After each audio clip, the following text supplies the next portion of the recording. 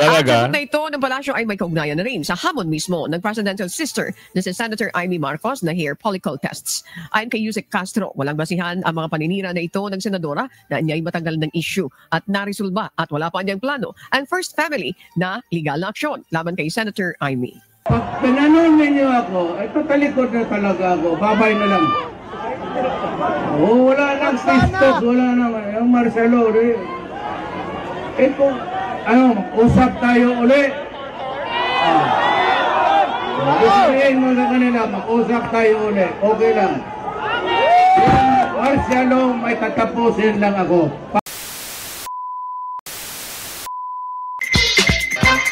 Yes.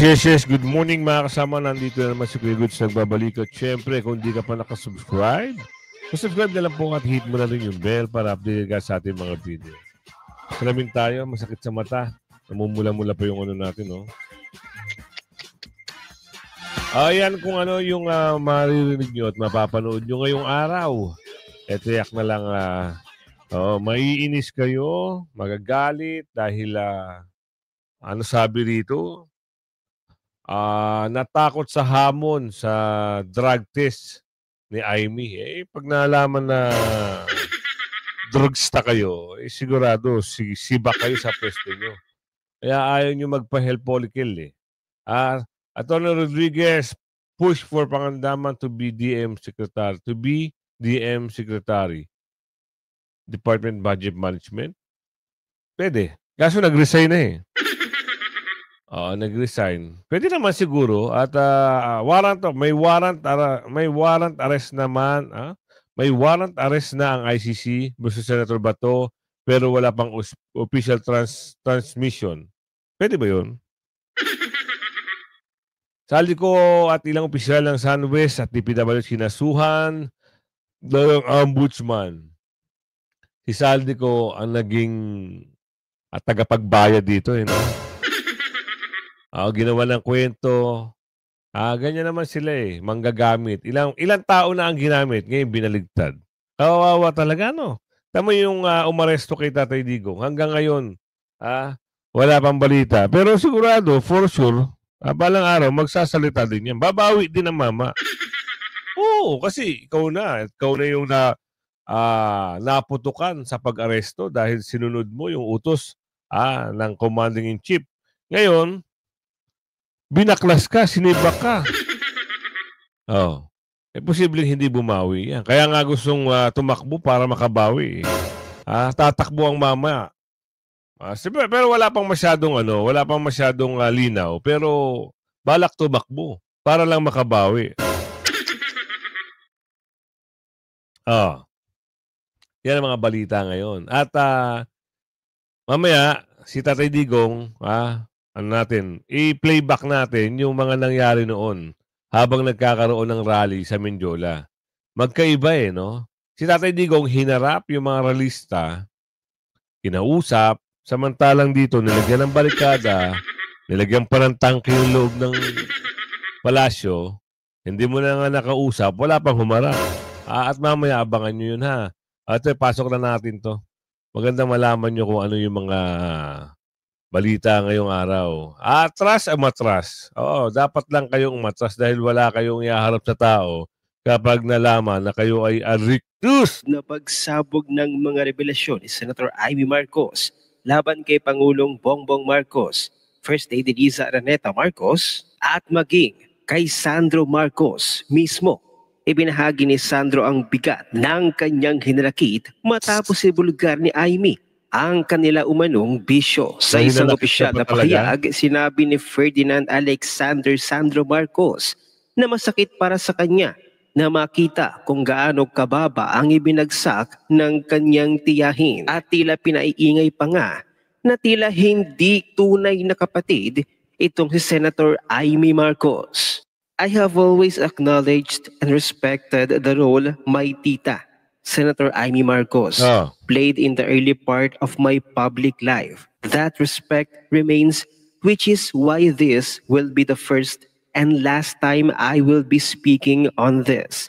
It pains me to see how long she has gone to the point that she resorts to a web of lies aimed at destabilizing this government to advance her own political ambitions, to further repeat an accusation against President Bongbong Marcos and the First Lady, and for the first time ever myself, that is Ano? not only false, but dangerously irresponsible.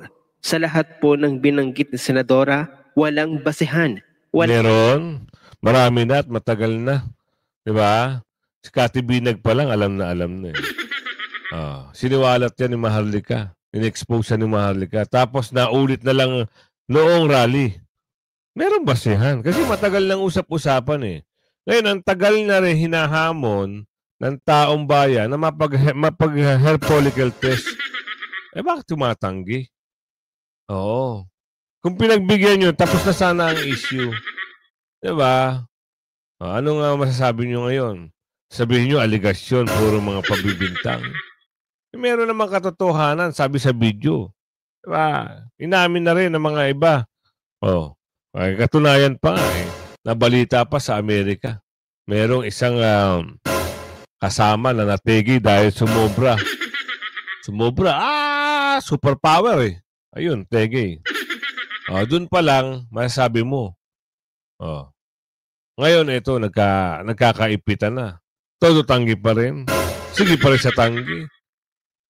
Ba naman ang Pilipino, niloloko nyo na lang. Diba? Puro panloloko na lang, puro panloloko. Pasukin natin itong may warrant of arrest na raw si Senator Bato.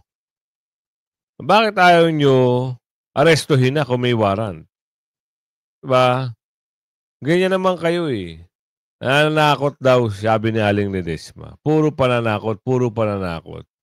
Diba? Kung meron na kayong alam at meron na kayong hawak, arestuhin nyo na ang mama. Hindi yung para hindi makaporma, hindi makapasok sa Senado, ganun ba? Headlines for saying that you already have a copy of the ICC arrest warrant. Yes. But when we asked the DOJ and the DFA, wala pa naman daw silang kopya. And they don't know where you got yours. It's a complicated. Oo nga naman. Hindi niya alam, hindi namin alam saan mo nakuha yung kopya. Grabe, no? Mind setting. Ito yung mga bagay-bagay na talagang kung ano yung gusto nila, gagawin nila. Baka talagang makikilala na kung sino talaga yung nakipag-unayan sa ICC. With the ICC. But I will stand by my word that there's a warrant. It will arrive officially very soon. I still have my copy, but it cannot be used because it has to be an official transmission. Yeah, exactly. That's what they're waiting on, the official copy. Yes. How did you get a hold of your copy so early, sir? I mean, Well, because I cannot burn my source. they just changed the rules, right? They changed the rules to make arrest warrants secret. Secret. Yeah. Exactly. It's a secret document. It says in the document that it's a secret. Well, let me put it this way, sir. I thought that the government had no desire That's to the have way the anything to do with the ICC works. ICC. That's the way that the ICC works. They Yeah. don't actually mirror our own judicial system. Yeah, exactly. But we have laws that coincide with each other that gives us respect for them, which is international humanitarian law. Yes, Yeah. sir. But yeah, I understand, sir, that even from before, government has refused to have anything to do with the ICC on an official That's basis. only President Duterte, but not all the governments of the Philippines. So is it fair to say that we are now cooperating with the ICC? Well, we're doing witness protection for them. If that's when I was DOJ secretary, we laid down the line that we will help them with the witnesses that they want to protect in the Philippines. In connection with the drug war. In connection with the drug war and the case in the ICC. Okay. So, Isang pahabol na lang, Ombudsman. May balita kasi na there will be another senator who might be covered by an arrest warrant. May balita din ba kayong ganon? Another senator to be covered by another arrest warrant? Wala pa. Another, second. Wala pa ako alam. Kung sa ICC galing, wala pa. wala ka pang early So, So, copy. ibig sabihin, may contact sa ICC. No? So, sa bagay, konti na lang eh. Konting panahon na lang talaga eh. Baka, yung mga bagay-bagay na dapat mangyari, mangyari na rin. 'Di ba? Hindi naman papayag ang mga Duterte na gano'n-gano'n na lang. 'Di ba? Kahit sino ba naman, ikaw ipadala sa dahig ang tatay mo. Paliwanag niyo 'yan. Kung anong nangyari. Walang jurisdiction, walang warrant of arrest, hindi binigyan ng tamang procedure. Tapos, ang bilis nyo, naipadala nyo. Nung naipadala nyo na, naging bida ngayon. Sino? Yung nag-aresto. Ngayon, nung nag-aresto ngayon, tinraidor din ang amo nyo. Traidura ng labanan, no? Sa bagay, kasi ganun na rin na balita noon di ba? Yung matandang ganun din daw yung istorya noon Kaya repeat the history. Ang hinihintay na lang ng tao, yung ma-repeat, yung hindi na makakapasok sa palasyo. Yun ang sabi ni Aling Ledesma. Di ba? Yun ang hinihintay ng taong bayan Gusto ng taong bayan yun. Kaso nga lang, siyempre, kailangan merong matinding dahilan. Kaya nga ito, bakit hindi nyo patulan ang hamon na magpa-drug o hair follicle test kayo? Bakit? Ano ba yung tinatago nyo behind the hair follicle issue? Ano yung pwedeng malaman na meron kayong ganito? O talagang kayo ay may substance ang katawan nyo na pag naitis ang buhok, talagang lalabas ang katotohanan. Plus na lang yung ibinulgar ni Manang Aimee. Diba? Nagka-agreean sila, pati yung si Charis Diba? Ngayon, hindi raw papatulan. Patulan mo, kapatid mo yan Pagtanggol mo yung sarili mo.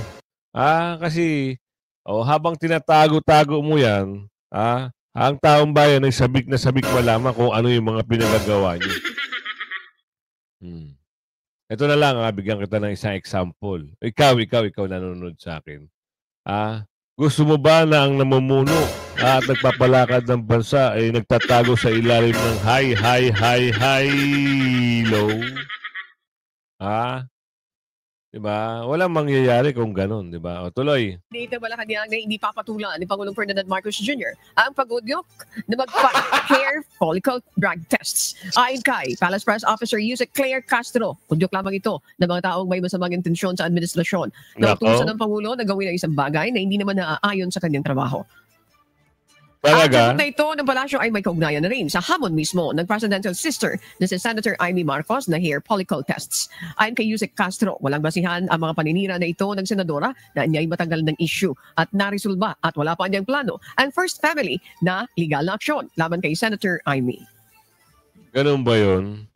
Matagal ng issue. Matagal ng issue Bakit ayaw nyo gawin? Ayaw nyo ipaliwanag? Ayaw nyo ipagtanggol ang inyong mga sarili. Wala namang masama. Diba? Kung halimbawa kasi, nagkaroon ng pagpapatunay at yung pagpapatunay ay may resulta na maganda at positive, ano kaya ang gagawin ng taong bayan? Di ba? Kaya nga, may mga tao na nagre-resign na dahil hindi na nila kaya kung ano yung mga pinagagawa nitong tao na to. Sipin nyo, tatlo na. Ilan na bang gabineta nag-resign? NBI, tapos 3 ngayon, 4 na, tapos yung PCO na sinibak. Sinibak pa nag-resign? 5 na. Sino pa ba? Meron pa Marami. Baka sunod-sunod na magsi-resign, At mamaya, ewan ko kung mapapakita ko sa inyo, mga listahan na nagsipirma o tumanggap ng ayuda. Kaya naman pala tahimik sila sa issue ng flood control.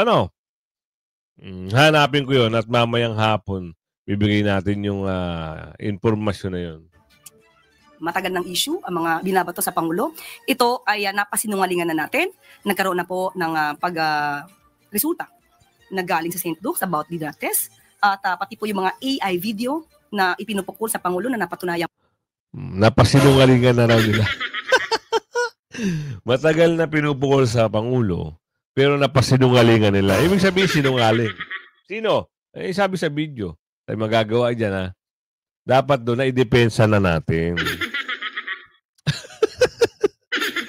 Sorry Kasi ng ilong ko Sorry Napasinungalingan na. Galing Galing. Bravo. So ganyan ang mga tagapagtanggol nyo Ander.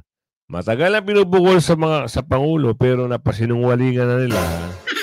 So, dapat doon, dinipensahan niya. No? Nadidepensahan na natin at nasagot na natin. Talaga naman, Diyos mio Marimar. Anong nangyayari sa Pilipinas? Pilipinas, bangon! Awawa, Ang Pilipinas kung ganito talaga ang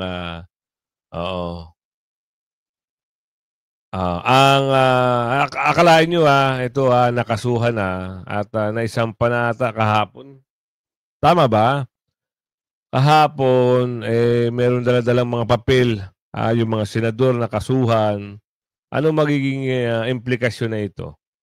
Ilang senador ang nakasuhan, yung iba mga former senators na nasama sa kasong ito. Pero ang tinutumbok ng taong bayan yung dating sticker at si Bungit-ngit. Wala pa rin. Kayang-kaya nila gawa ng remedyo. Maski nga si Pinky, 'di ba? Si Pinky alam na may insertion na 100 billion. Talagang giniit niya na walang natanggap na 25%. Pero agree siya na merong 100 billion na na-insert. Di ba? Kagaling. So ano ito? Ano sabi rito? Saldi ko opisyal ng SunWest kinasuhan na ng ombudsman. Ang liit kasi hindi ko mabasa. Kinasuhan na ng ombudsman. Nako, mahirap na ito pag kinasuhan na. So meaning pag ito nawala na sa media at nando na at nakulong na kasi walang bail ata Tama ba? Walang bail? O yung mga senador din walang bail? Hindi ko alam Panoorin natin. Sampulan na sa Sandigan Bayan matapos kasuhan ng ombudsman si dating Congressman Saldico, ilang opisyal ng DPWH Region 4B at SunWest Board of Directors. Ito'y kaugnay sa questionabling flood control project sa Oriental Mindoro. Hindi pala. Almost 300 million SunWest lang. Wala pang nabanggit na senador. So, tuloy. Pesos. Ang detalye sa agenda report ni Joan Manalo live mula sa Office of the Ombudsman sa Quezon City. Ano na ang update, Joan? Purina ilang araw matapos ang pasabog ni former Ako Bicol Party List Representative Saldico tungkol sa flood control project insertions, formal na ngang sinampahan ng kaso ng Office of the Ombudsman ang dating kongresista. Kaugnay ito sa mga maanumalyang flood control project sa Oriental Mindoro. Personal na nagtungo sa Sandigan Bayan kaninang hapon si Assistant Ombudsman at Spokesperson Nico Clavano para ihain ang mga kasong malversation of public funds through falsification of public documents, violation of the Anti-Graft and Corrupt Practices Act at paglabag sa Republic Act 3019 for receiving unwarranted financial and pecuniary benefits. Naiugnay kasi ang pangalan ni Ko sa 289.5 million peso flood control project na isang road dike sa Nauhan, Oriental Mindoro na substandard ang pagkakagawa. Ang kontratista na nasabing proyekto, SunWest Incorporated, na co-founder at sinasabing beneficial owner si Ko. Ito ang unang beses na may nakasuhan mula sa mga nasangkot na personalidad sa flood control scandal. Ayon kay Clavano, inirekomenda na ng panel of ombudsman prosecutors ang no bail para sa malversation charge. No bail. Ngayon, insiste, hindi na ito makakapag-testimonya kung sakaling mahuhuli ito sa ibang bansa. Pag pinagana nila ang Interpol at maaresto, no bail. Ibig sabihin, yung lahat na binitawan nitong mga statement laban dito sa mga magpinsan, hindi na ho maisasalang kasi nakakulong na siya. Kawawa. Inipit ng inipit pero ginamit ng ginamit. So lahat ng mga naging partisipasyon ni Saldico na baliwala. Kasi meron lang gusto makinabang. Kaya pala bigla-bigla ang bilis ng pangyayari Di ba? Siguro, nararamdaman ni Saldico noon pa lang, nung March pa lang. Tama ba? March ba siya umalis? O July? Nararamdaman niya na ilalaglag siya eh. Kaya nagtago siya eh. Ngayon, totoo nga. Ang naipit nga dito, kita nyo, ang bilis makasuhan. Ang bilis niya magkaroon ng kaso. Samantalang yung lulong, wala man lang appearance sa Blue Ribbon, umapirman sa ICI, pero patago pa. Ano sa palagay nyo? Diba? Papalagay pa kaya kayo? 3 years, 2.5 years na lang. So, gagawa ng paraan itong mga, kata nyo yung mga malalakas na pwedeng maging vice president, Chis Escudero, pwede yan. Bibigyan nila ng warrant. Hindi lang natin alam kung no bail din. Kasi, plunder ata o graft ang ikakaso. Hindi ko sure, hindi pa natin sure. Malalaman natin yan. Pero nabalita warrant of arrest. Warrant of arrest. Lalabas ang warrant of arrest sa December 15. Pero wala pang kaso. Nakakaloko. Hindi ba warrant o plunder ang kaso? Di ba?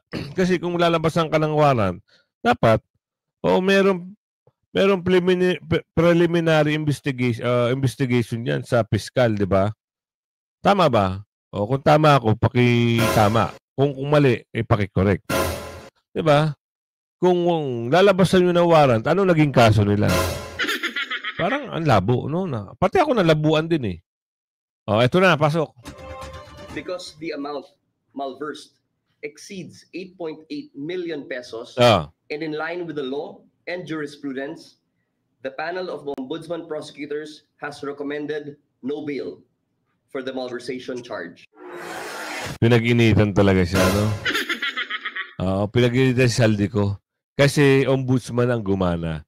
So, meaning, yung brotherhood, kasi nabanggit na rin ni Saldico, di ba? Si Balulong at saka itong si Ombudsman, magka-brad.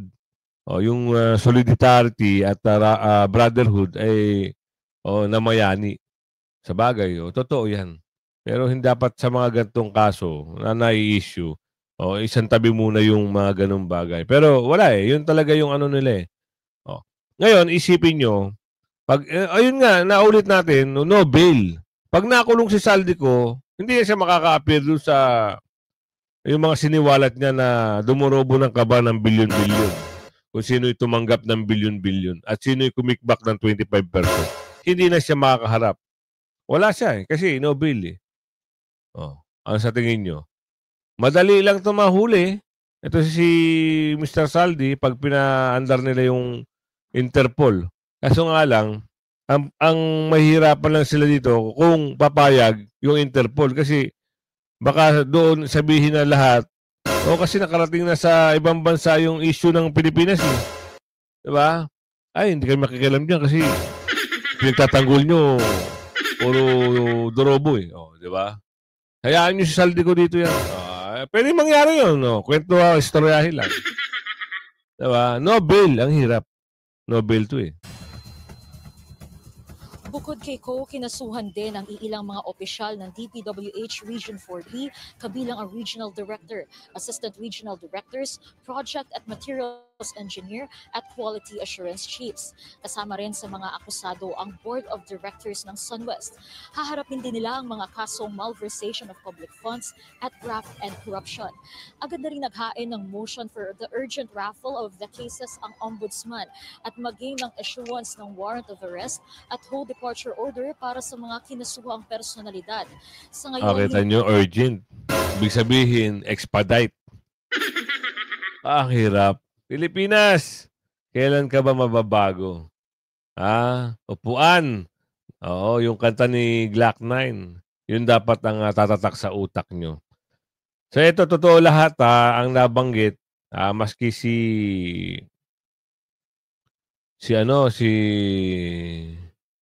Nasaan na ba yun? Bakit nawala? Ito. Totoo lahat ng sinabi dito. Nung interview ni Atty. Salpanielo.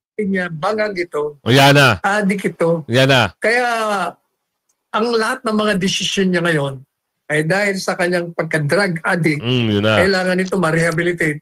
Pero kahit anong gawin niya, walang mangyayari. Tandaan niyo alam niya yan. Sangayon sa kanya, alam ko po yan dahil kapatid ko yan. Correct, tama ka dyan. Sila'y napaglinilangan. O sa kanilang pananaw, ang iba naman, na siya talaga ay utak ng mga kalokohan. Hindi niyo na kailangan ng sinumpang salaysay ng kung sino man. Para sa kanila, merong gumawa ng krimen na kasama niya at nag-umami na at itinuturo na siya. Yan o malaga. Kaya ang taong bayan ngayon, lalong nag-aalam, lalong naniniwala na kailangan ng palitan. Kaya kita nyo ngayon, ang karamihan sa tumatawag na ngayon, Marcos resign. Kahapon nagsimula na yung Marcos resign. Tama. Samantalang yung kabila naman, yung yellow o mga dilaw, ayaw nila ng Marcos resign. Sila naman, ayaw nila. Kasi mag-resign, si Inday Sara ang magiging vice-presidente. Ang katotohanan dyan. Yang si General Bronner, siguro nahihirapan din siya. Sa tingin ko, ang feeling niya, gagayahin ko si Secretary Enrile ng mga panahon, gagayahin ko si Secretary Angelo Reyes at yung Chief of Staff na nung nakita nila na ang tao ay galit na, wala akong choice kung hindi suportahan. Sa ngayon, since hindi niya pa nakikita yung talagang sobra araw-araw malawakang mga rally, tahimik lang siya. Pero yung mga nasa baba, maniwala kay nasa baba, hindi ba galing, saan ba ako daraan kung hindi papuntang Luneta, kundi sa mga pulis. Ang voluntaryo and resignation yan. Alam mo, magaling itong gaya ng sinasabi ko. Magaling itong si Presidente Marcos Jr. Tandaan mo, yung si Bersamin ay itinuro ng isang resource person o kung ilang pang resource person na tumanggap ng pera dyan sa flood control projects. At itong si Pangandaman naman, tinuturo din nakasama doon sa pagbibigay ng mga insertions doon sa 100 billion flood control projects. Sa tingin ko, dahil nga involved sila, ang taong bayan kasi, yung mga rally-rallying ginagawa ngayon, humihingi sila ng aksyon sa presidente. Gusto nila, usigin mo lahat na nabahiran ng korupsyon. Kaya yung pagre-resign yan, kasama yan, para ipakita niya na tatanggalin niya at tinanggal niya sa pamamagitan di umano ng pagtanggap ng resignation. Nako, yun lang pala. Ano pala yan? Istoryahin lang din pala, attorney. Oo. Part pala yan ng script. Nako. Nagtatanong lang ho tayo, Oh, yan ang sabi ni Atty. Salpaniel. No, gusto ipakita ni Bongetnget na part yan ng ng kwento. Na kailangan nila mag-resign para nasabi na may aksyon. Ngayon, ito yung sinasabi ko sa inyo. Kaganda talaga ng ginawa ni Tatay Digong. Nahinarap niya yung mga tao habang nag-rally. Samantalang yung nakaupo ngayon, nagtago sa barikada at tangke at hindi mo mahagilap sa oras ng kailangan at kailangan niya magpaliwanag sa taong bayan. Tatay Digong, ipasok mo. Tumahimik po rin kayo. Ayan itong laro na ito matagal to, noon pa to. So, may maglalambingan, may magpikunan, pero ganun lang yan. Kailan ba ito nahinto? Hindi man ito nahinto. Kaya lang pag nakapikunan, ganun talaga. Meron kayong isyu na intindihan ko. Alam ninyo ang posisyon ko rin. Alam ninyo ang ginagawa ko ang lahat. Hindi ko na sinasabi na tinatalikuran ko yan. Pati ako, inaambos pa ninyo. Anong klase ito? Walang ganunan. Pag pinanon ninyo ako, talikod na talaga ako. Babay na lang. Wala lang pistos, wala naman. Yung Marcelo, Eh kung, usap tayo uli. Sabihin mo sa kanila, mag-usap tayo uli. Okay lang. Yung martial law, may tatapusin lang ako para sa lahat. Hindi yan forever. Maghintay lang kayo. Iilan na lang ang nandyan na may kasalanan. Kaya ako hindi makapasok dyan. Sabihin ko sa inyo dahil may 300 na hostages dyan sa malaking mosque. Binawalan ko ang militar to assault kasi sabi ko madadamay ang 300. Kasi talagang puputuyan ang ulo pag ina-attack ng militar. Yan na lang ang nagpaiwan na problema ko na hindi ninyo alam. Bigyan mo akong panahon, 1 taon lang ako presidente ninyo. Bakit ninyo ako ganunin? I promise you, land reform, tanongin ninyo si Mariano kung anong ginagawa niya. Sino kay sabi kay Mariano, hayaan mo yung TRO, sige ilagay mo yung mga pesan. Tanongin muna ninyo yung mga representante ninyo nandyan sa cabinet. Ay, wag muna. Tapusin mo ako dyan. Kakaagad, pag-start nang yun, nagbigay ako 1 billion.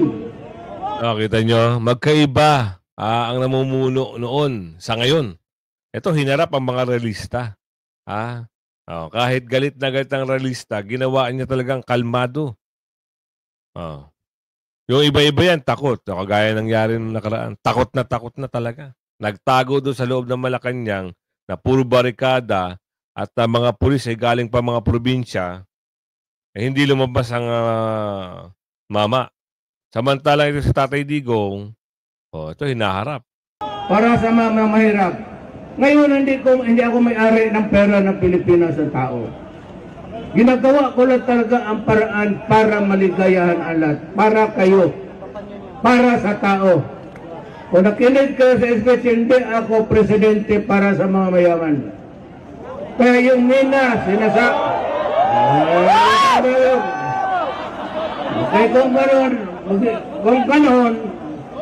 kung ganoon ang tratamente ninyo sa akin, parang kalaban, hindi ko natin mag-usap. Wala na. Ayaw ko ng hurap dyan. So kung mali tuloy Tagalog, at mahimik muna kayo. Ayaw ko ng humarap sa inyo kung ganoon. Kung mag-usap, may hindi kayo gusto sa akin, sabihin ninyo sa akin sa Malacanang. Pinapapasok kayo lahat doon. Kakausap ko lang ang bayan. Magbuli, bakit ka bully? Sino ako magbuli ninyo? Nadali ninyo akong patayin. Sino may granada dyan? Sige, paputokin mo na dito. Sige. Diyan sa gitna. Para dyan ng banda ang mamatay. Ito yung sa tapang. Makinig muna kayo. Kung ayaw ninyo makinig sa akin, kasi tingin ninyo diskumpiyado kayo. Huwag kayo basta-basta magmadali. Magtanong kayo sa mga representante ninyo dyan kasi nandyan yung Silalip. Nandyan si Masa, nandyan si Tigualo, nandyan si Mariano, nandyan si Briones. Puro left yan. Ano ba bang tanungin muna ninyo kung anong ginagawa mo? Hindi na lang kayo basta inaapuran ninyo ako eh. Huwag ninyo akong... You know, I cannot control everything. Hindi ako pwede mag-imprinta ng pera para ibigay ko. Kailangan ko kausapin itong Congress. Ito mahirap to. Bigyan ninyo ako ng panahon. 5 years lang naman ang iwan ko. Basta sabihin ko sa iyo, I will deliver. Intindihan ninyo, I will deliver. Ngayon, kung apurin ninyo ako bukas, wala tayong magawa. At sa kung dahin ninyo sa init ng ulo pati supladuhan, di number 1 ako dyan. Pwede ako niyong sigawan dito, babuhin ninyo ako, but the last time that I will talk to you. Kung anong mangyari sa Pilipinas, huwag kayong magpunta sa akin. Ganon lang tayo, mag-respetan. Give me one, mag-demonstrate lang kayo. Huwag lang magbinastos. Total, you are, I am no different from you. Pareho lang man tayo. Sabihin ko, may representante kayo, nandyan na kayo, in-appoint ko na, nandyan na sa loob, ano pa gusto ninyo? Ginagawa ko ng magawa ko, puta na pati yung convoy ko, inaambos. Pati ako gusto patayin. Hindi sino kausap ninyo? Di ba ninyo nandoon ako? Tapos sabi, Duterte, mag-usap kayo, magiging kayo ng bayan isang araw. Tapos pag-uwi ko, maglipad ako ng Marawi, ambusin ninyo ako. Hindi naman ako na doon eh. Ayun ang mahirap. Pag-usap po natin ng matino. Tapos ako, I'm willing to listen. I'm willing to give you. Ang land reform ang pinakamabilis na. Ang akin lang yung pera, yung pantawid, pagpapagtulong sa inyo. Yes. Kaya nga, I won a case of 25 million sa Mighty Cigarette. Yan, itulong ko yan sa mga mahirap. Ang mahirap lang may kailangan ng taxes, ang mga mayaman hindi. So para sa tao talaga lahat yan, no? Kayo mag-alala. Ako... di ba? Ang laki ng diferensya. Ang laki ng difference ng dating namumuno sa namumuno ngayon. Ngayon, pinaliwanag niya kung ano yung sentimento ng mga taong bayan. Kinuwento niya pa nga. Di ba? Aambusin niyo ako. Sino kausap niyo ngayon? Ganyan ang tunay na tao. Hinaharap kung ano yung problema ng bayan. Hindi tinatalikuran. Kaya kung umabot ka sa video na ito, tandaan mo, ito ang tunay na Pangulo. Ito ang tunay na tao. Tunay na malasakit, Duterte. Duterte pa rin. Hanggang sa muli. Bye-bye!